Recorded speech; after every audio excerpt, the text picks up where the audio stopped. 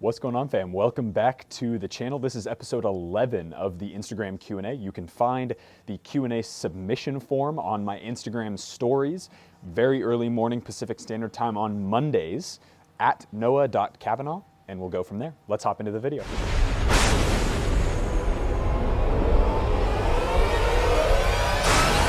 Question number 1, how to play without fear. A lot of this comes down to the things that you can control versus the things you can't. So if you think about breaking down an entire football match, what are the things you can control? What are the things you can't control? Write them all down, cross off the ones you can't control, and then focus on the ones you can, right? So that builds confidence. That also builds the ability to work with what you can work with and leave out the things that you really can't control during the match. So other players missing passes, other players' work rates. Of course, you can affect those in a positive way by having a great attitude, by being a leader on the pitch. But again, you play without fear by controlling the controllables, knowing that you've put in the work off the field to do all the best possible things for yourself to do on the field. And then, of course, training is a really, really huge thing to build confidence. Getting in lots of training games, if you can get 11v11 scrimmages, or play 11v11s as much as possible, that will really help in building confidence moving forward, especially if you're able to play your position in those games. Try different things. If it's a training match or a regular training for your team, try different things that you haven't done in the past. Be unpredictable. Do things that you've seen in the professional game that you've mastered the skills off the pitch, right? You start to build that confidence stuff. You have courage moving forward. You have courage doing the things that you want to do. You start to check your shoulder more, and all of this stuff compounds. It's not going to happen overnight. However, you can build out that confidence by telling yourself, hey, I'm going to be the best player on the pitch today. I'm going to be the best player on the pitch today, and you go out and do it. Mistakes don't even matter. You just roll with the punches, you roll with what you've got, and you keep on going. That's my biggest thing, and I love playing without fear because I know that at the end of the day, I'm going to be happy. I'm going to look back in 20 years' time and say, he played without fear. He played absolutely with the most confidence he could have. He was oozing confidence every single time he stepped on the pitch. That's really important. Question number 2, more ink in the future. So I've got, as you guys probably have seen in YouTube videos before, I've got a lot of tattoos on this side. I've got some tattoos on my back and my shoulder, and then the Be Awesome tattoo on this side. On my right arm, I will be getting that finished up hopefully within 6 months. My wonderful tattoo artist down in Salt Lake City, Utah, has had knee surgery. So it's at Poison Wizard. So if you go check out his stuff, give him a follow. He's got some awesome content, some really amazing tattoos. He does such good work and has basically custom built the entire sleeve for me and will be continuing hopefully soon. So best of luck with recovery, obviously, for his knee. And then whenever he's feeling healthy, he'll get back to me and then we'll go from there. So yes, very soon, lots more ink to come, and I'm very excited about it. Question 3, did you play college soccer? Yes, I did. I played Division III college soccer at Whitman College, forgot there for a second, Whitman College over in Walla Walla, Washington, which is about a 4-hour drive south and east from Seattle. So it's a wonderful school, really good academic programs and really good academically, and then we had a good soccer team as well. One thing before we hop into the next couple questions, I posted a story with pictures of the new Tiempo Legend 9 that I finally got in. I did a review on those. You guys can check that out on my channel. But the next couple questions are in relation to the Tiempo Legend 9, so just be aware of that. So for the Tiempo Legend 9, how is it for a winger? It's probably perfect if it fits your foot well. I get this question all the time. Can I wear it as a winger? Can I wear it as a center back? Can I wear it as a forward? Blah, blah, blah, blah, blah. It does not matter. I tell people over and over again, my answer is going to be the same regardless of what boot you have in front of me. If it doesn't fit your foot, don't wear it. If it does fit your foot, wear it, right? You've got to take care of your feet, and the most comfortable boot for you is going to be the boot that you're going to perform the best in, and it's going to give you the best opportunity to play winger the best. So if the Tiempo Legend 9 fits your foot shape really well and you can break them in and they fit like a glove, excellent. You'll be the best winger possible. However, if they don't fit your feet and you got the wrong sizing or something else happens, right? It's not something that I would recommend wearing. So my answer always stays the same. And you guys have to get it out of your head that boots are, the marketing is total BS when it comes from oh, this is a great boot for strikers. This boot is going to make you bang in way more goals. Sure, maybe there's a couple of technologies out there that are actually worth investigating if that's something you're super into, but the percentages are so small that it's really not even worth considering. There's no boot that's dedicated for a specific position because football players have to play everywhere, right? All the movement patterns are similar, so you have to be able to just find the boot that fits you the best. Thank you for listening to my rant. Next question. All right, so also about the Tiempo Legend 9, this is the last one about that boot. Stud pressure using FG boots on Astro. So AstroTurf being the synthetic stuff. I have not had stud pressure at all yet. To be fair, I haven't played with them in an actual training session. Sorry, I keep swatting these little flies that are around me. They're everywhere.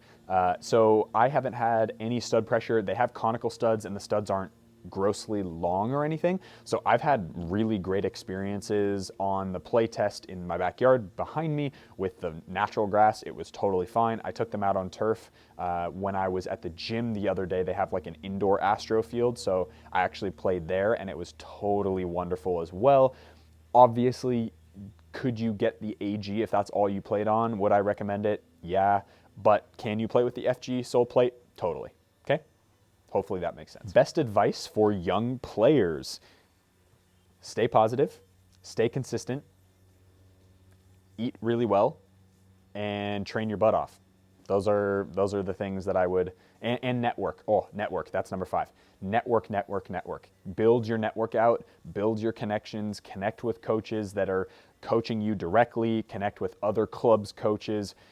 You don't know when you're moving up in the ranks who's going to have the best connections, and it would surprise you who's got some. It just so happens that your rival club's coach has an opportunity for a left back to play, and you're the best left back in the state, right? Who are they going to send? Yes, you have to get to know them first. You have to have conversations with them. Take them out to coffee, do something like that, or Zoom call, or ask for their advice on some stuff. But yeah, connections are huge. Okay, so again, positive, work hard, work your butt off, work all the time, practice with other players as much as you can, work on that confidence, and just enjoy the process. How to go pro after college. That's a really long answer. I'm gonna break it down into a much shorter way to do that. So one option is you're in the top 50 or 100 players in the NCAA and you go straight to the MLS draft. If you're lucky, you get playtime as a rookie. If you're a usual player as a rookie, then you go to one of their farm teams in the USL 1 or USL Championship. You play there for a year or two, and then you get bumped up to the MLS team. Number 2 is you go to an open tryout straight out of college. Number 3 is you go overseas to play professionally because of a connection you have. Number 4 is you grind for a year and then you get signed, or you grind for 2 years and then you get signed. There's 100 million different options, but it all comes down to, can you perform at that level? Can you find a coach who believes in you? And do you have the network to be able to really get into specific teams or specific environments when you need to? What's the longest rest period you've had with 0 exercise? Let's completely discount injuries, because obviously with surgery and stuff, I had to not exercise for about a month at a time before I could start doing cardio and other stuff and our strength work. I would say the longest rest period I've had with absolutely 0 exercise is the 10 to 14 days immediately after the season's over, especially in college when I had a totally packed season. I took 2 weeks, just 2 weeks to go completely cold turkey. You take it off and then you start building that fitness back up again. So I'd say no more than 10 to 14 days. Obviously I have rest days every week, so that helps with. And then I have deloading weeks, so 7 days where I go lighter in the gym, lighter at training, that kind of stuff. But 0 exercise, it doesn't happen that often, once, maybe twice a year for a week or 2. Best things to do for recovery after injury. Depends on the injury you have. You'd have to consult a doctor. I am not a doctor, so I do not know exactly what you need to do for your specific injury, but I'd say a couple different things that I do for recovery that really help. Contrast bathing or sauna, ice cold shower, or sauna ice bath, cold plunge. So that can be really helpful. Cryotherapy can be really helpful. Pneumonic compression device, so a Normatec machine or a recovery pump like I've got machine, those can be great as well. ice, if your doctor says it's good and it's immediately after the injury, I think that's usually fine for anti-inflammatory purposes. Heat can be really helpful for some people. And then doing your rehab exercises, I can't tell you what to do because I don't know your injury, first of all, nor do I know, I'm not a doctor or a PT, so I can't answer those specifically, but those are some things that you could do for your overall recovery if you're coming back from an injury. What to do for a pulled muscle? Again, not a PT, nor am I a doctor. You'd have to consult both of those.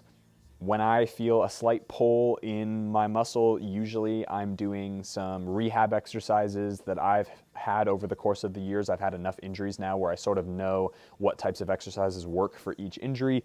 If I have a pulled muscle, I'm doing those prehab exercises. I'm making sure that I'm doing lots of resting, eating the proper amount of protein, getting good diet stuff, getting nutrition back in my body, getting maybe some collagen or some good proper protein powder as an extra in the day somewhere so that I can get that extra healing, those extra peptides that are in there.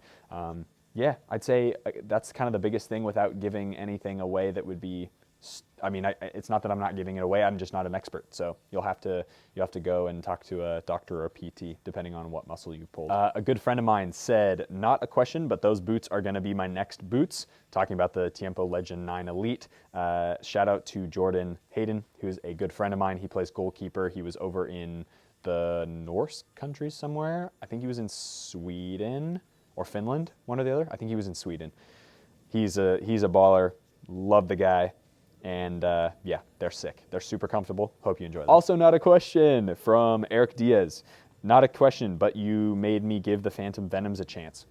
Glad I did. They're incredible boots, and they're very well performing, and they have great lockdown, great touch on the ball, thin upper, all the things you can ask for in a all well-rounded boot, and suitable for wide-footed players. Next question. I'm 16, and I went to train legs at around 5 a.m. before school, but will that be bad for my knees? So I absolutely roasted this person in real life and on Instagram. I'm gonna be honest, if you're the one who posted this question, congratulations for getting up at 5 a.m. every morning. Most pro players have done that at some point, so you're not alone. Most high school guys have to get up that early to do lifting, regardless of whether they're a soccer player or not. Waking up at 5 a.m. has nothing to do, I'm gonna give you some tough love right here. Waking up at 5 a.m. has nothing to do with whether or not the exercises or your lifting or your football is bad for your joints. If you have good form lifting, if you have good form playing football, if you do your correct prehab, your correct posthab, your stretching, all that stuff, you shouldn't have knee problems, but that has nothing to do with waking up at 5 a.m. So don't get that wrong. Waking up early, I don't know if this is like an excuse to not wake up at 5 a.m., but waking up at whatever hour of the day, as long as you're getting enough sleep, should not affect the functionality of your knees. So hope that's very clear. If you have extra questions, DM me on Instagram because I don't want to answer that type of thing again because I think they have nothing to do with each other. So yeah, again, 5 a.m. wake-ups are great. It's no better or worse than an 8 a.m. workout for your knees, dude. Next question, second to last one. Thoughts on the brand Soccer Supplements. So I know I'm very familiar with who they are. I follow them on Instagram. I don't know a ton about their products in particular.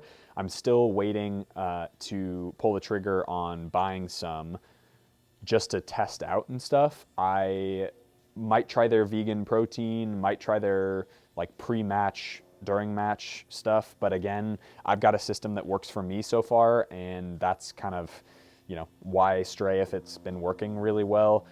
Now that I'm playing obviously for a UPSL squad right now, so I'm building fitness back up, and I'm match fit now, but I want to be the fittest guy on the field by quite a bit, no matter what level I'm playing at. So I'd say, I know about them, and clearly they do really good stuff because they sponsor a bunch of players, and I understand that when you sponsor somebody, there's maybe less credibility because you're paying them to use their supplements. But I don't think a lot of the players who actually have huge name careers would use a product that isn't effective or isn't at least helpful in some way, shape, or form. So I'd say, yeah, go for it. Try out some of their products. If it makes you feel kind of weird or makes you feel a certain type of way, don't worry about it. Just use something else and go about your way. Unless you're sponsored by them and they're paying you tons of money, you don't owe them anything. So yeah, again, just do your thing. Use it if it works for you. If it doesn't, that's okay. Last question. This is also about the Tiempo Legend 9s. So go check out that video if you haven't. There were a ton of questions about it. That video blew up as soon as I posted it, which I'm very thankful for. And it's awesome. I love those boots. So good. And Cultures, the current team that I'm playing on in the UPSL, says, is this a NIKE or X TRON collab because of the black and the electric blue? That would be sick. That would be super cool. I think it definitely would be dope if it had different color blues as well. So not just the electric blue, but maybe like a darker electric blue. That would be kind of sick too. Yeah, let me know down in the comments, what would be the most crazy collab you could think of? I think mine would be Nike Phantom Venom collab with the DC Venom, like the Venom super villain movie or super anti-hero movie. The Venoms with the Venoms. That would be super cool. Or maybe a Vapor and a jet fighter, like the US Navy or the US Marine Corps with the Vapors. That would be kind of sick. Nike had that camo pack that came out that was so sick. They were so dope. I really wanted to get my hands on a pair of those camo Magistas. Those were amazing. Yeah, let me know down in the comments below. What collab would you want to see? That's it for the video, guys. Thanks so much for joining me for today's video. If you got value from today's video, hit that like button for the YouTube algorithm. Excuse me. Subscribe to the channel if you haven't already. And as always, be awesome. Take care. I'll see you guys in the next Instagram Q&A, but I'll see you guys in the next video.